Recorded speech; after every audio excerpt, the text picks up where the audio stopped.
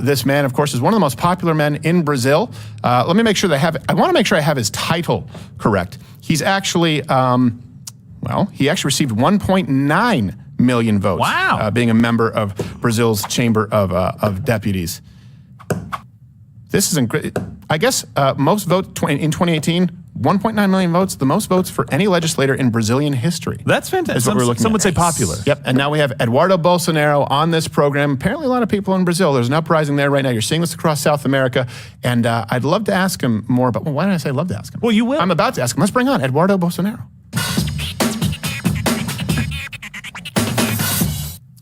Mr. Bolsonaro, can you hear me and see me, sir? Yes, Steve, thank you very much for the opportunity to talk with your great audience. I'm very sad because Rumble is not here in Brazil anymore. And I really appreciate that you are now on YouTube, I guess because of me and the Brazilian audience. Thank you for that. No, I appreciate it. And we're largely on Rumble because I'm sure we'll be banned here on YouTube very shortly. So, Mr. Bolsonaro, first off, can you tell for people here in the States, I know people in Brazil are very familiar with you, but for people in the States, kind of who you are, your background, just a snapshot, because I think it's pretty cool. Thank you, thank you. I'm the third son of President Jair Bolsonaro. I'm a lawyer, also a federal police officer, which in Brazil, we do not have the same work of the feds that you have in the United States. It's a totally different work. We take care of the border, drugs, airports, ports, and some other federal crimes. And since 2014, I'm a member of federal representative in the House here in Brazil. And in 2018, I became the most voted ever congressman in the history of Brazil. And I'm also former chairman of the Foreign Affairs and National Defense Committee. That's so that's it. That's I'm all. Father, I have 2 kids. I have a lot of other stories to talk to you, but in general, that's your resume is short, as you say. It's a short resume. But it's okay. So look, you are in Brazil, and right now in South America, we see this groundswell. Right, we just saw these protests in the streets of Brazil over the left-wing president Lula, and then we saw in Colombia protests over the left-wing president Gustavo Petro. We'll show some of these clips later, or you can maybe bring it up as B-roll if you want to put it on silent so we don't distract from it here. I'd like to ask you, do you have an update on, look at these protests for crying out loud, on this last weekend's protests in Brazil? Because a lot of Americans have not been following that. They don't understand, what's been happening in Brazil. And of course, Bolsonaro, your father, immensely popular. It's unbelievable the size of it. Yes, and it shows a lot of not only the support for Bolsonaro, remembering that my father, he's not the president anymore, right? And the Superior Electoral Court decided in a record time that he's not capable anymore to run for president in the next election of 2026. And this is not because he was accused of steal something, bribery, nothing like that. It's because he had a meeting with ambassadors and he criticized the electoral process of Brazil. So in Brazil, there are some things that you cannot debate, like vaccines, like electoral process, and things like that. Because actually, the people who is controlling Brazil, and I had to tell you the justice from the Supreme Court, Alexandre de Moraes, who is also the president of the Superior Electoral Court in Brazil, he decides about what you can talk and about what you cannot talk in social media. So this is the problem. They are very aggressive trying to control the society, trying to control the debate.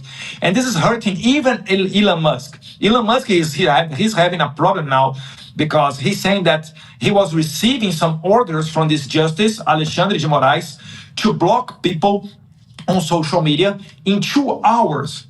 And if he doesn't do that, he will receive a fine of $20,000 every day. Right. And it happened mainly in the electoral time in Brazil in October of 2022. So this is the mess coming out there now in Brazil by the voice of Elon Musk.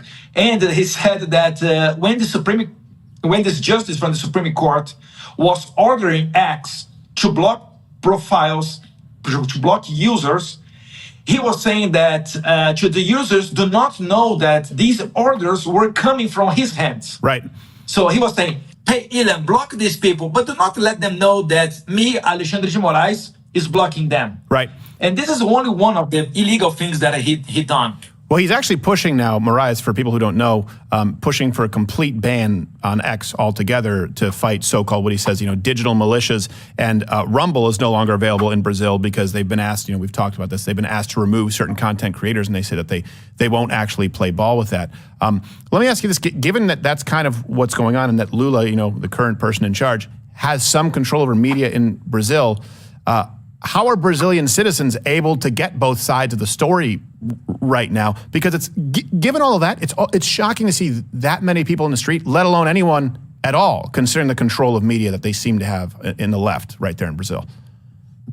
Did you remember, Steve, in the beginning of the WhatsApp, when you have the possibility to forward messages as many people as you'd like to do forward? Yes, my grandmother at that point would forward me pictures of a prairie dog's testicles. So I wasn't a huge fan, but that was with the internet. But then after that, you start, imagine that, a company that works with communication, reducing the capability of their tools to do communication with others. Everything about that, I do believe it was trying to reduce the power of not only Jair Bolsonaro, but all of the other conservatives in Brazil and maybe all around the world. Because we are doing great in social media. And with the social media, it was the content necessary to bring up some light and stop with the monopoly of the information of the mainstream media. So if you follow what is going on in Brazil, first they try to say that you are fascist, Nazist, racist, and all of that. Right. And it didn't work. Now they're trying to censor you. And here in Brazil, they are bringing people to the prison because of that. And I'm not only talking about the January 8th that we had here in Brazil, that is pretty much looks like what you had in the United States in January 6th. But here in Brazil, no one died. There was no weapon, not even one gun seized, right. Not even one shot. Absolutely nothing. And a lot of people that went to the prison here in Brazil, they arrested in the same day almost 2,000 people. A big part of them, they were camped in front of a military headquarters, kilometers far away from the Three Powers Square, where happened the invasion of the Congress, of our White House, and the Supreme Court. So what they are basically trying to do is to kill a spontaneous movement, right, that was led, or actually is led, by Jair Bolsonaro. So when Bolsonaro go to the streets and call people to protest together with him in the Copacabana beach, like yesterday, what we are showing to the people is, okay, if it was a fair election that we had in 2022, where are the voters and the supporters of the number one, the guy who won the election, Lula da Silva? Right. It's unbelievable because he has no support. And my father, he has a huge support still, if he's not non-eligible. Right. Well, let me ask you this, since they've made him ineligible at this point, and of course they've done this with the sort of tacit support of the United States government, right? They're obviously far more Lula fans than Bolsonaro. It's just interesting that anyone in our government would have a dog in that fight. Raises questions and certainly seems to be, I guess, eerily similar to the election here in the United States. How are people like you and your dad in Brazil? Because in the United States, a lot of people here feel as though they're helpless to fight back policy-wise, right? We just saw $60 billion go to Ukraine. But they do feel as though, okay, at least we can speak on X now and Rumble as an alternative. So there's something there. With you guys, you don't have access to Rumble. They're trying to ban X. Your dad's been made ineligible. What is it that you guys are doing or can do to fight back against this corrupt government's actions? We have to be smart, because at least they have to use any kind of thing, even legal things, to bring you some problems, to put you inside of investigations of the federal police or something like that. For example, there is a congressman like me, his name is Daniel Silveira. He's in jail now. And why he's in jail? Because he recorded a video talking bad words for the Supreme Court justices. So he was at home, he recorded a video saying bad words for the Supreme Court justices, and he went to the prison. He's convicted for almost 9 years in jail because of this video, okay? Wow. At that time, my father was president of Brazil, and my father gave to him the presidential pardon. Mm-hmm. But when my father stepped out from the presidency, what the Supreme Court did, they overturned the presidential pardon and bring back again Daniel Silveira to prison. So nowadays, he is in prison, okay? This is a message that we, senators and federal representatives, doesn't matter, we have no immunity to talk, to speak whatever we want. So we have to be very smart, very careful what we are doing. Sometimes we can do things that we cannot publish or tell people that we are doing, not because they are illegals, but to not show the strategy to our enemies. Right. Because if they have the chance, they will destroy you. Just what they did with, for example, Paulo Figueiredo, that used to had an interview a couple of days ago. He's United States, but as Alexandre de Moraes cannot extradite him, right, he canceled his passport and blocked his bank accounts. Yeah. So here in Brazil, what I do is I have to control what I'm talking and bring to the people the same message using other words. Right. And only to finish with this issue, when Elon Musk started to talk about what happened behind the scenes during the election times in Brazil, these bizarre orders coming from the Supreme Court, Alexandre de Moraes, now he appointed Elon Musk inside of a federal investigation. So Elon Musk is under investigation in Brazil by the Brazilian FBI. Yesterday came up what we call here a police report saying that we maybe call it that here me. Too. Yeah, it's they use that to prepare for the judicial process. Okay. So very likely tomorrow I'll be in the same situation of Elon Musk. But Elon Musk lives in the United States, I live here, and this is a problem. That's scary. They made a report saying that I am reorganizing together with other congressmen the international network of the extremists. I don't know if it sounds familiar for you, but they're saying that the problem is here in Brazil is the same virus that we have in the United States. But the problem is that we have less antibodies. And this is the problem. If Trump, he's facing some unfair trials in New York, if he had this mug short in Georgia, if I'm not wrong, here in Brazil, the risk is the level is a little bit ahead. Yeah. Like the risk here is you go to the jail. Of course. And if you go, for example, to Bolivia, the former president of Bolivia, she's in jail, Janine Áñez. Why? Because anti-democratic acts. So, depending the level of the things, you can go to the jail and face some trials. Right. Well, and then you see what's happening, in Colombia. And let me ask you this, because I know there's been a huge rivalry. I know largely soccer-based, Brazil, Argentina. But with Milei, do you feel conflicted now? Do you think all right, we're kind of friends, even though we've hated each other for a long time? But Milei, he's doing great because his chancellor, Diana Mondino, she offered refugee or asylum for the Twitter ex-employees that are under risk to go to the jail because of Alexandre de Moraes. Right. And she tweeted on X, she posted on X that we share the same, everybody who shares the value of the liberty and the freedom, they are more than welcome to come here to Argentina. We are going to protect you. And it was great. Yeah. And it shows how important it is you have friends here in the region. And it shows even more how important it is to you elect Donald Trump this year in November, United States. The election of Donald Trump will shift back again, not only United States, but the rural region to the right wing, to run away from the China government, to run away from the socialist government that want to control everybody.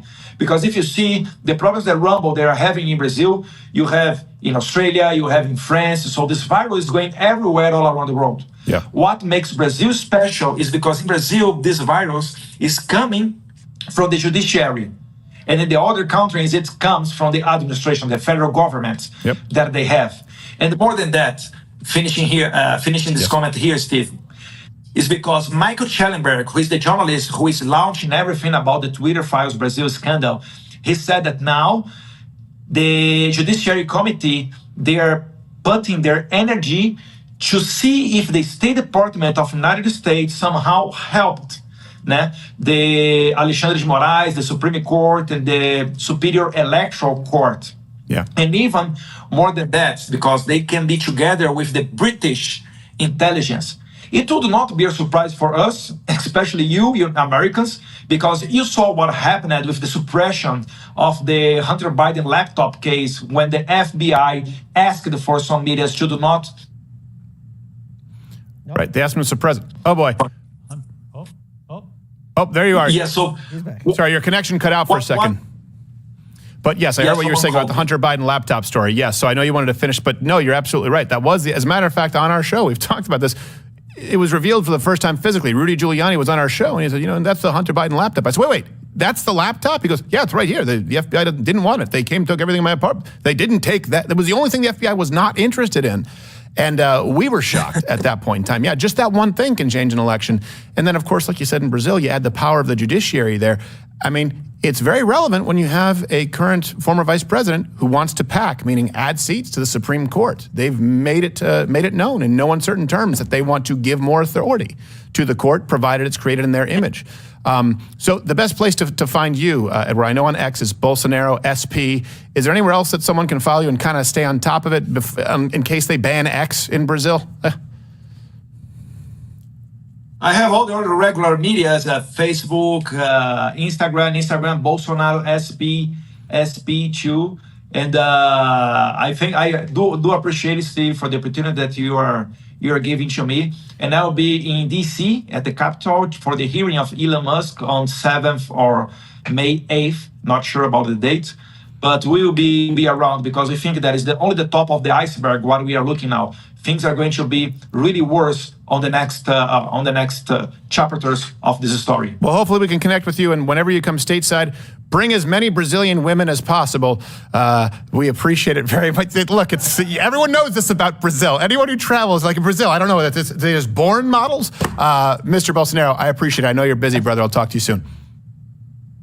Thank you, Steve. Thank you. All the best. God bless you. All right, God bless you. Be well. This has been Eduardo Bolsonaro, everybody.